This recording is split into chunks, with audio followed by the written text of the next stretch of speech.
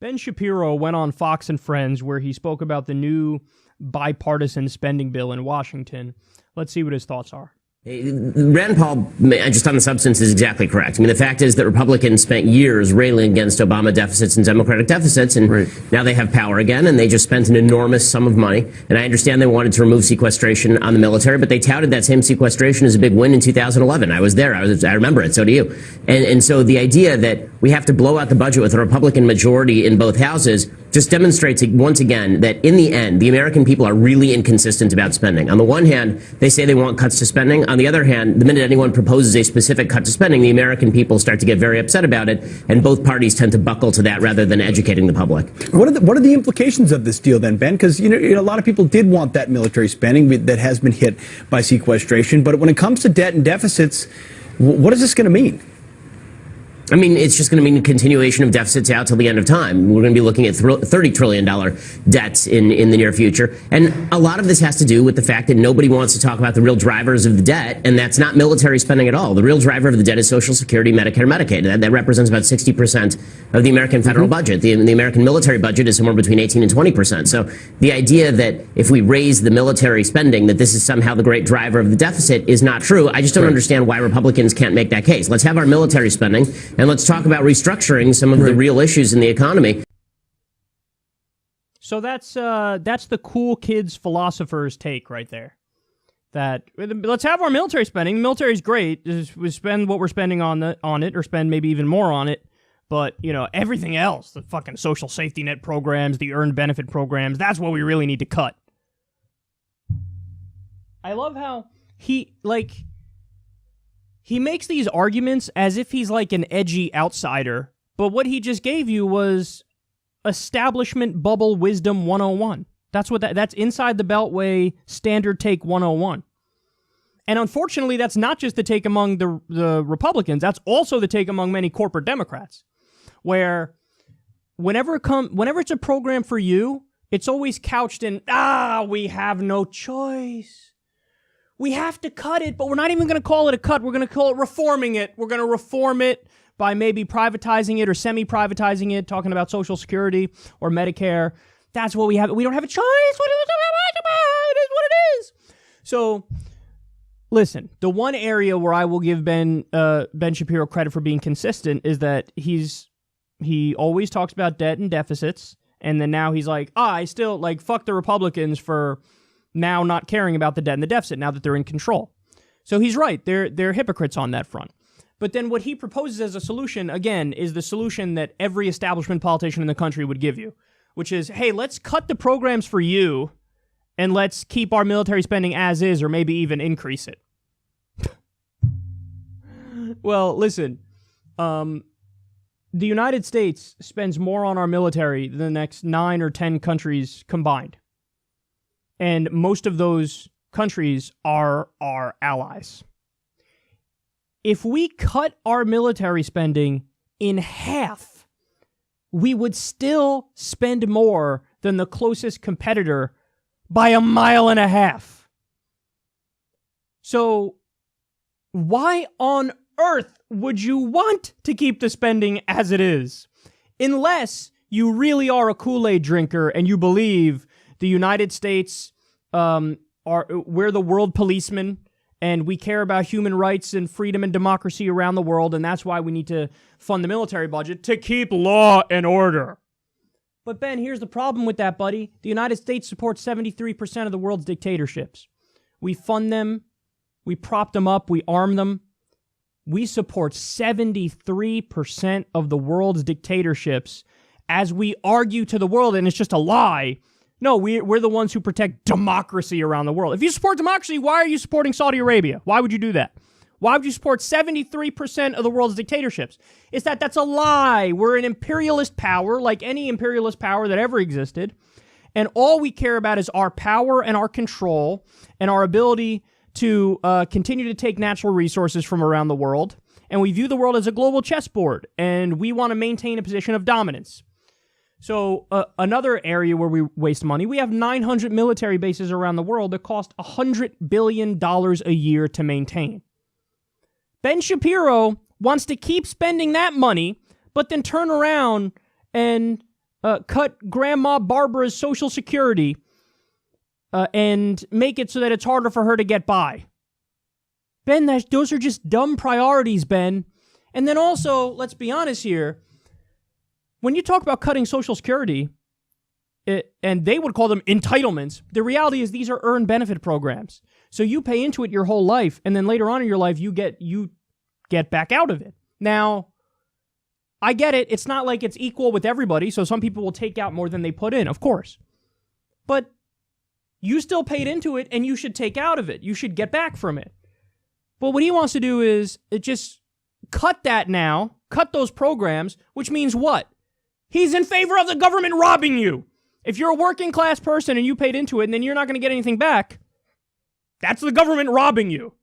Now, this is the guy I thought he would argue that taxes are a form of theft, but apparently not when you're paying into one of the most popular programs in the country, and then he decides, hey, let's slash the payouts on that program. So listen, guys, here's my point when you talk about a guy like Ben Shapiro. His policy ideas are not good for regular people. That's just objectively the case. If you're coming to cut Social Security and Medicare, and by the way, the polls show, what do Americans want to do? They do not want to cut Social Security or Medicare or education spending under almost any circumstances. So for him to argue, well, that's what we have to do. Okay, well then just admit that you don't agree with the democratic will of the American people. So you have a deeply unpopular position. Just admit that. The only place that Ben Shapiro's opinion is popular is among all the establishment corporatist politicians in Washington. That's where his position is popular. And again, I can't fathom for the life of me why anybody could look at the facts of our current military spending and go, that's great. Now let's cut the few programs that help regular people. What? Guys, did you know, we've covered this a few times on the show, but every time I bring it up, it just blows my mind. We spent over $1 trillion on the F-35-2 program, so it's the new fighter jet. Now, of course, we needed a new one because the old ones were no good. You know, the Taliban and ISIS were really running circles around us with their fucking new jets, so we needed new jets. And the F-35-2 program, from cradle to grave, the entire program is going to cost over $1 trillion. You know, Ben, if you really were a fiscal conservative, a deficit hawk, why would you not look at that and go, what the fuck is going on here? Really? The old jets weren't good enough? We needed to waste over $1 trillion on this dumbass program? And then, by the way, for the longest time, those jets weren't even able to get up off the ground. Now they can get off the ground, but it costs over $1 trillion to get us to that point. Why on earth? I mean, it's just, the priorities are just completely backwards. And then, by the way, he never gives you the context. So, you know, when you look at what it's like right now, the increase in the military budget just this year is enough to fund free college for everybody in the country. Isn't that crazy? The increase in the military budget for this year, not the whole military budget, just the increase in the military budget for this year is enough to fund free college and then some for everybody.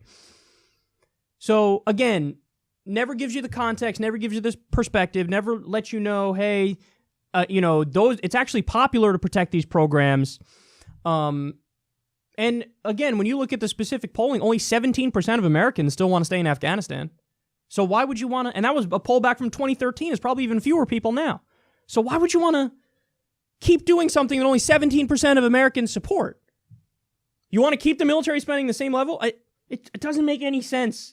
And then, you know, a guy like Ben Shapiro would be the first one to say, if you bring up Medicare for all, we can't afford it. Can't afford it. Can't afford Medicare for all. I mean, I don't know. You guys are crazy. I mean, we have this fiscal situation that's out of whack, and I don't know.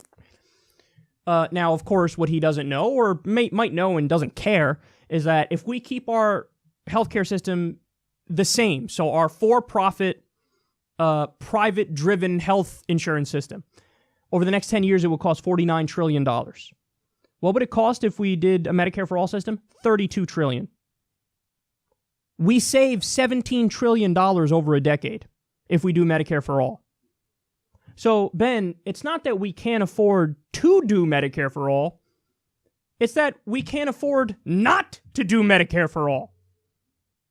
But again, He either doesn't know that or knows that and doesn't care, because whenever it's spending for you that helps you, regular person helps you, the drivers of the debt and the deficit, what are we going to do? The Republicans just passed a tax bill where 83% of the benefits go to the top 1%.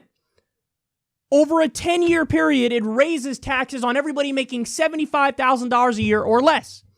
It adds over $1 trillion to the deficit. Over $1 trillion. Why isn't Ben Shapiro saying, well, hey, we want to address this problem, just get rid of the giant mega-rich tax cut bill that just went through? No. What does he do? Grandfathers that in. Tax cuts for the rich, grandfather that in. Military spending, grandfather that in. But, what are we going to do? The few programs that help regular people, that's what we have to cut. Cool kids philosopher, my ass cheeks. Ben Shapiro.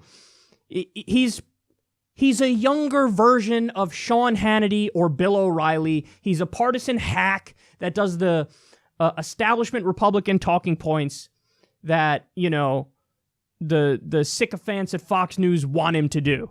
That's what he is. He just talks really fast, so he makes people think he's a hell of a lot smarter than he is. So I just need everybody to understand something.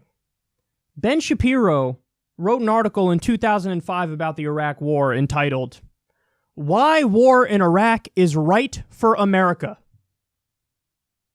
That's Ben Shapiro's take on the Iraq War. And now he's saying, what are we going to do? The debt and the deficit, what are we going to do? It's so crazy, so much. We have to cut programs for you. Well, Ben, perhaps if we didn't do that illegal offensive war against a country that didn't attack us, that broke the Middle East, gave us ISIS, and killed minimum 200,000 civilians, maybe if we didn't do that, we wouldn't have to consider that position of yours about cutting the only programs that help the American people. Because the war in Iraq, you know how much it is going to cost when all is said and done by 2053? Because we paid for the war with borrowed money, and there's interest on that, and of all the different things we have to pay for. You know how much the war in Iraq costs? $7 trillion. Ben Shapiro supported a war that cost $7 trillion. And now he wants to take away your grandma's retirement money, her Social Security. And he wants to cut back on her health care, on Medicare. Ben, go fuck yourself with a cactus. Just so everybody understands, the war on terror costs $250 million every day. And we have more terrorists now than we did when we started the war on terror. Look at how that works. It's like the war on drugs. You start the war on drugs, you flush $1 trillion down the toilet, and now we have more people doing drugs today than they were when we started the war on drugs. It's just an abject failure and a total waste of money, and people died in the process. War on terror. $250 million a day. And now we have more terrorists today than we did before the war on terror started. Abject failure. But genius philosopher Ben Shapiro, guys. Spending all that money is good. Actually, I don't know why I'm doing the proper voice for him. I should do his weaselly, fast-talking voice. Spending money on the war on terror is actually a good thing, and I need everybody to understand that the things that we really need to cut back on, it's Social Security and Medicare and, education spending. Any program for you, we really need to cut back on, but when it comes to military spending, we can have our military spending, so it doesn't matter we spend $7 trillion in Iraq and $2 trillion in Afghanistan. It doesn't matter that we spend $250 million a day. That's totally fine, and look away. Your government's taking money from you and using it to be an imperialist power and massacring innocent civilians around the world, but that's okay because I'm talking fast, so obviously I'm really smart.